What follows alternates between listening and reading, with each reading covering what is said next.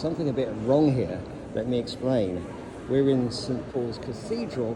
This is the tomb of Nelson, the greatest naval hero in the history of our country, who defeated the French at the Battle of Trafalgar. However, I used to work in what's called facilities management, looking after buildings. So there's one thing I look out for every time I see a building: the lighting. If you look up above here, you will note that only 6 of the 8 lights here are actually on.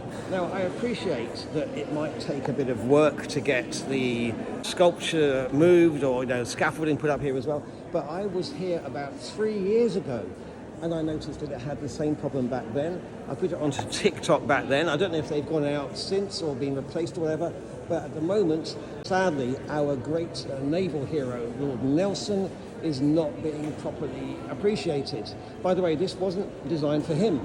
This belonged to Cardinal Wolsey, the great bishop who supported Henry VIII in his attempt to get divorced. However, he didn't do well enough. Henry had recalled him for, ominously, a trial, but he died on the way home and his coffin was never used. He was the wealthiest man in the kingdom, second only to King Henry VIII himself.